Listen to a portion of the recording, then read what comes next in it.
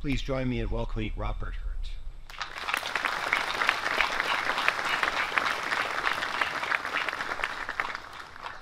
Good afternoon. Thank you, President Stimbert, distinguished faculty and staff, students, both returning and new. It is an honor to be invited back to Hampden-Sydney to join you on this day to mark the beginning of a fresh and new academic year. Thank you for the invitation. As was noted, I've been here before. In fact, I graduated here on Venable Lawn over 30 years ago. I came back here 4 years later when my brother Charlie graduated to this same place. And then, fast forward 20 years, I was invited back as a member of Congress representing Virginia's 5th District to deliver the commencement address to the class of 2015. At that time, my son John, then aged 11, came with me and was in the audience with his two brothers during my commencement address. I believe that John slept through my entire speech.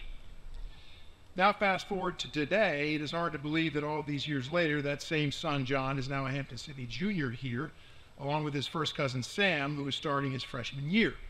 So let me begin by apologizing to them because everything they're going to hear today, they've probably heard at least 100 times.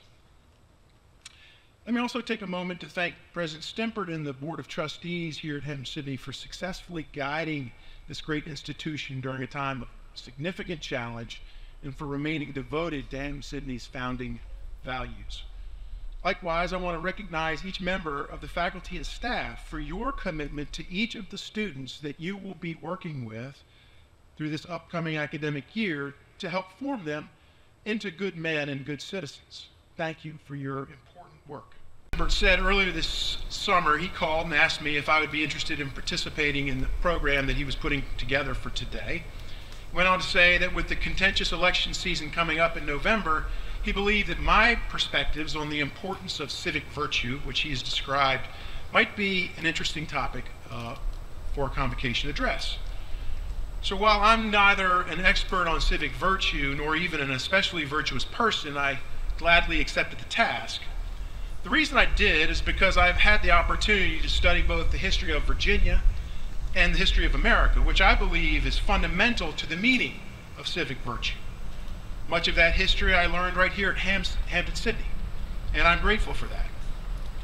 In addition, I've had the honor of serving an elected office at the local, state, and federal levels for over the last 25 years, and that has given me a special opportunity to think critically about what it means to be a civic-minded citizen, to be worthy of the legacy passed down to us by our American founders. So for these reasons, I'm happy to be here today to share with you briefly a few thoughts on the topic. So let's begin by setting the stage. I don't think I really have to tell you that you and your young generation are living in an extraordinary time. It may not be 1776, it may not be 1861, it may not be 1917 or 1941, but the challenges that we as Americans currently face, both internationally and domestically, are daunting. Abroad, there's war in the Middle East, in Israel, and there's war in Europe, in Ukraine. Our U.S. naval fleets have been deployed across the globe on a war footing with the hope of keeping the peace. In addition, we face military and economic threats from China, Russia, and a nuclear Iran.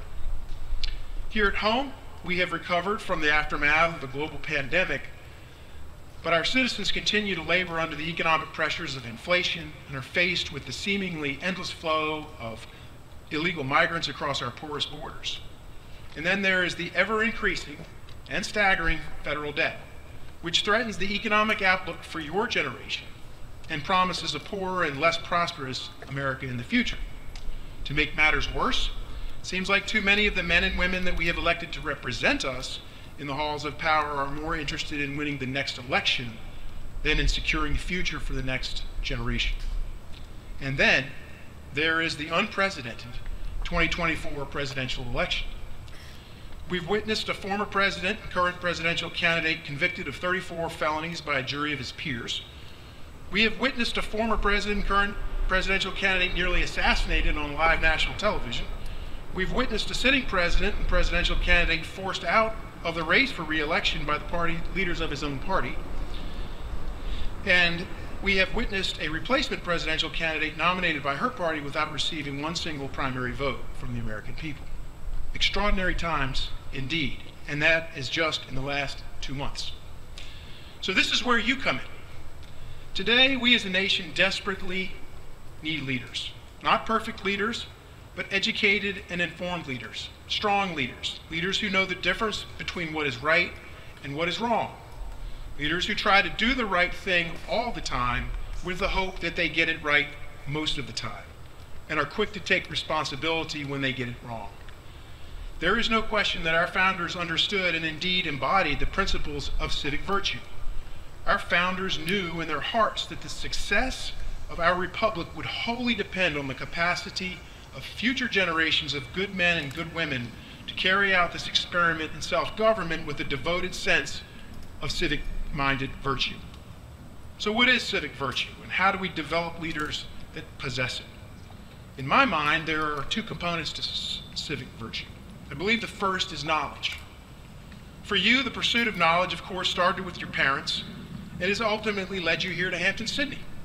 I hope that you take this pursuit seriously, approach this inquiry with rigor, discipline, and an open mind. And remember this, you did not get accepted to come to Hampden-Sydney because you already know everything there is to know. This pursuit of knowledge must focus on an understanding of the fundamental principles expressed by our founders in our 3 charters of American freedom, our Declaration of Independence, our U.S. Constitution, and our Bill of Rights. This pursuit of knowledge must also focus on our founders' understanding of the fundamental rights of man, and their belief that only a system of representative democracy and capitalism supported by the rule of law can guarantee those God-given rights for which our founders pledged their lives, their fortunes, and their sacred honor.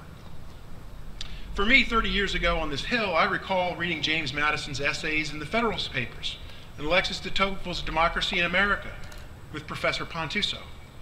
I recall Professor Marion's arduous review of the fundamentals of constitutional law, and Professor Heinemann's introduction of Dr. Martin Luther King's letter from Birmingham jail to our modern America class.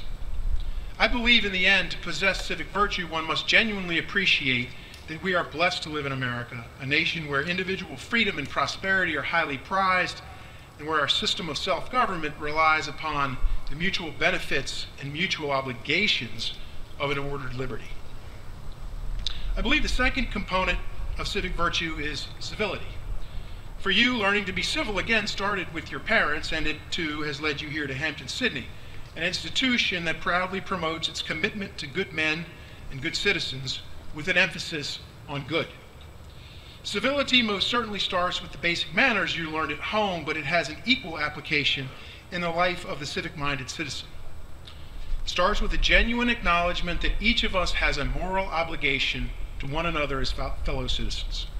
It starts with possessing a genuine respect for one another. It starts with a heavy dose of genuine humility. It starts with putting yourself in another person's shoes. It starts with the notion that you should never assume bad motives of another until he or she proves otherwise.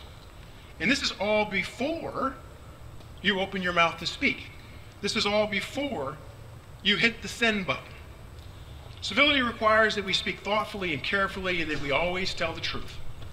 And while we should always stand firm in our core principles, we should never hesitate to listen to a good faith argument that may challenge our positions. We should always be willing to admit that we do not always have the right answer, and when we can, we should always look for ways to get to common ground, again, without doing violence to our core principles. And if we cannot, we should never be disagreeable. Simply put, civility is always striving to do unto others as you would have them do unto you. Always. Every time. So in closing, remember that the obligations required in a free society are not easy. But with good citizens devoted to the principles of civic virtue, the greatest challenges facing our nation can be met, and they will be met. Good luck to each one of you as you set forth on this exciting new year. God bless you. God bless the United States of America.